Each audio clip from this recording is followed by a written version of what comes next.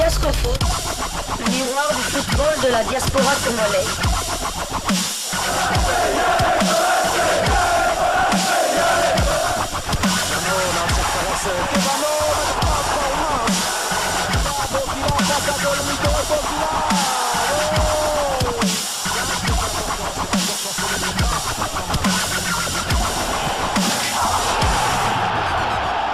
Diascofoot, le miroir du football de la diaspora congolaise. Vous êtes en train de suivre Diascofoot, le miroir du football de la diaspora congolaise du 31 décembre 2022. C'est les réveillons, bien entendu. Nous allons basculer dans l'année 2023, qui sera peut-être riche en résultats positifs pour le football congolais. Et nous allons commencer ce numéro de Diascofoot par une information quand même qui nous intéresse au plus haut point. On va commencer par la Belgique, où le Standard de Liège et ses Congolais sont allés tenir la dragée haute à la Juventus de Turin sur son terrain de l'Alliance Stadium. Merveille Bout était titulaire dans l'axe central et il a réalisé un très bon match en jouant l'intégralité de la rencontre. Et donc les Standards de Liège, comme je vous l'avais dit, ils s'étaient envolés, ils ont pris un avion pour se rendre en Italie pour affronter la Juventus dans un stade quand même comble. C'était un match pris au sérieux par les Italiens et c'était une équipe quand même de la Juventus avec des noms enflants quand même. Et voilà, donc William Balikouche était également titulaire et il a réalisé une très bonne copie.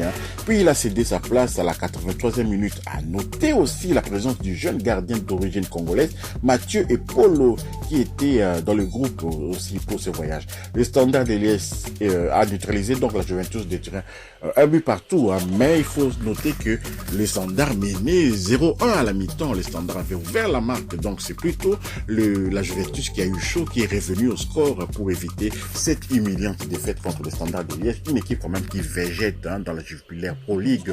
Et on se demande vraiment quel est le niveau actuel du football italien, parce que il est de plus en plus facile pour un joueur même moyen d'aller dans les calcios et s'y imposer. Et donc voilà, on se pose des questions.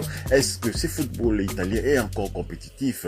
Voilà, c'est la réponse que nous allons avoir dans quelques années. Des équipes comme Naples, bien entendu, sortent du lot, mais d'autres équipes sont vraiment moyennes. Les joueurs qui échouent, par exemple en France, vont en Italie directement, ils sont titulaires, c'est pas normal. Quittons la Belgique pour les pays voisins, les Pays-Bas, pour un match amical également, qui concernait la formation de Volendam. Eh bien, la formation de Volendam, c'est peut-être la première fois que vous entendez ce nom dans Diascofoot. Eh bien, Xavier Mbouyamba, notre binational congolais qui jouait du côté de Chelsea, se retrouve maintenant dans son pays d'origine, comme enfin l'un des deux pays, parce qu'il a aussi la nationalité congolaise et hollandaise. Donc voilà, Xavier Mbouyamba a été buteur et Volendam atomise le NAC Breda.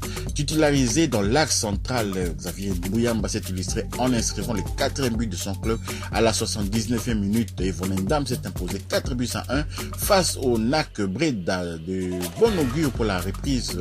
À noter que Volendam jouera le maintien dans la seconde partie du championnat qui va bientôt reprendre. Et donc Xavier Mbouyamba, un défenseur qui reste toujours éligible pour représenter son pays, la République démocratique du Congo, mais si dans d'autres cas, à moins vraiment de exploser dans ces championnats hollandais, il pourrait bien évidemment aussi jouer dans l'équipe nationale des Oranges du Pays-Bas. Mais voilà, nous espérons quand même qu'un défenseur de cet acabit pourrait renforcer les leopards de RDC et Sébastien Desabre devrait s'y intéresser. Vraiment, franchement, on a besoin de ces genres de défense pour épauler Janssen Mbemba dans l'axe de notre défense. Quittons les Pays-Bas et Xavier Mbouyamba pour nous rendre en France, prendre des nouvelles encore de Gaël Kakuta qui semble en forme. Et déjà buteur lors du dernier match d'Amiens, Gaël Kakuta a récidivé sur la pelouse de Laval.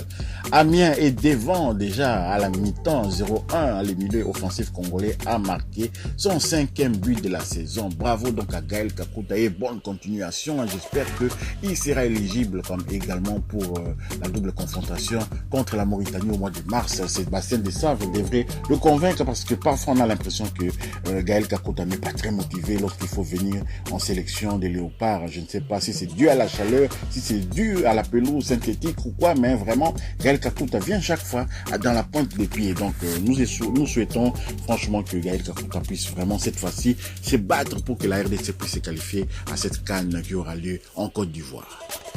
Restons en France, rendons-nous en Ligue 2 pour prendre des nouvelles de Lionel Mpassinzao qui avait été défait la semaine dernière par Sochaux Montbéliard et par Aldo Kaloulou qui avait marqué l'unique but de la rencontre opposant Sochaux à Rodez. Et Lionel Mpassinzao et Rodez se sont imposés, ils n'ont pas gambergé longtemps, ils se sont imposés face à Dijon, titulaire comme toujours.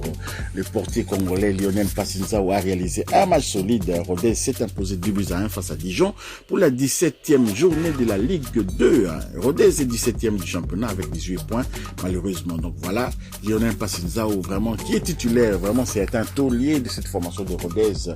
Et vraiment, il devrait aussi également jouer crânement sa chance pour le poste de gardien numéro 1 des Léopards de la RDC. Quittant la France pour l'Angleterre et pour la 17e journée de la Premier League, West Ham a été défait à domicile 0-2 contre Brentford. Et lorsqu'on parle de Brentford, on ne peut pas passer à côté du nom de Yohan Wissa, l'international attaquant des Léopards de la RDC. Et Wissa est entré en jeu à la 59e minute de cette rencontre. Brentford est 9e de la Premier League anglaise avec 5 victoires, 8 nuls, 4 défaites, 27 buts marqués, 27 buts encaissés. Yohan Wissa a le temps de jeu de 716 minutes, 3 buts marqués, une passe décisive sur 1710 minutes possibles, 18 matchs joués sur 19 matchs possibles.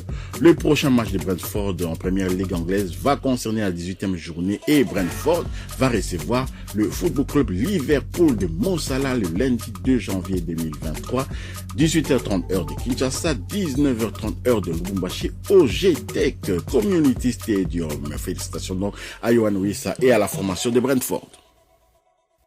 Quittons la Première Ligue pour la deuxième division anglaise, donc Championship, dans le cadre de la 24e journée de cette compétition. Swansea, le club du Pays de Galles, a cartonné 4-0 contre Watford, le club de Edo KMB, qui est convalescent bien entendu. Watford est 5e de Championship, 10 victoires, 7 nuls, 8 défaites, 30 buts marqués, 28 buts encaissés. Edo KMB a un temps de jeu de 1829 minutes sur 2340 minutes possibles, 22 matchs joué sur 16 matchs possibles et Edo KMB va jouer, enfin il va pas jouer, le prochain match de Watford, excusez-moi, va concerner la 25e journée de cette compétition de Championship et Watford va se déplacer du côté de Norwich City le lundi 2 janvier 2023, 16h heure de Kinshasa, 17h heure de Lubumbashi au Carroll Road.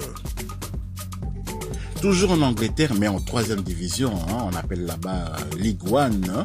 Pour la 23e journée de cette compétition, Lincoln City a partagé un but partout contre Bolton. Et Bolton, c'est le club de Elias Kachunga, notre feu follet, l'international congolais qui avait joué notamment un match contre le Kenya. C'était un match amical. La RDC avait été battue 2-1 au Kenya et Gaël Kakuta avait marqué un joli coup franc au cours de cette partie. Donc voilà, Elias Kachunga a été entré en jeu à la 67e minute du match contre opposant Lincoln City à son club Bolton. Kachunga a les stats suivants en Ligue 1, un temps de jeu 1294 minutes, 2 buts marqués, 2 passes décisives sur 2700 minutes possibles, 28 matchs joués sur 30 matchs possibles. Le prochain match de Bolton en Ligue 1 va concerner la 24e journée bien évidemment et Bolton va se déplacer du côté de Barnsley le lundi 2 janvier 2023, 16h heure de Kinshasa, 17h heure de Lubumbashi, donc voilà au Oakwell Stadium. Terminons ce numéro de Diasco Foot par le Portugal, la 14e journée de la Ligue à Bruine pour prendre les résultats du match entre le Sporting de Braga et le Benfica Football Club. Et aux surprises, Braga s'est imposé 3-0 contre Benfica. S'il vous plaît, Simon Banza est resté sur le banc de touche. Incroyable. Sporting Braga est 3e de la Liga Win, 10 victoires, 1 nul, 3 défaites, 32 buts marqués, 12 buts encaissés. Simon Banza a un temps de jeu de 1313 minutes, 6 buts marqués et 2 passes décisives sur 2340 minutes possibles. Qu'est-ce qui se passe avec Simon Banza? Il avait bien commencé pourtant le championnat, 23 matchs joués sur 26 matchs possibles. Le prochain match du Sporting Braga en Liga Win, la première division portugaise, donc va concerner la 15e journée et Braga va se déplacer du côté de Santa Clara le jeudi 5 janvier, 20h15 heure de Kinshasa, 21h15 heure de Lubumbashi à l'Estadio de São Miguel. Si vous avez aimé quand même ce numéro de Diasco Foot du 31 décembre 2022, merci de partager, de liker, de commenter, de vous abonner aussi pour ceux qui ne sont pas abonnés, d'activer la petite cloche de notification. Elle vous permettra de ne pas manquer les prochains numéros de Diasco Foot que nous mettrons en ligne. Diasco Foot vous dit au revoir.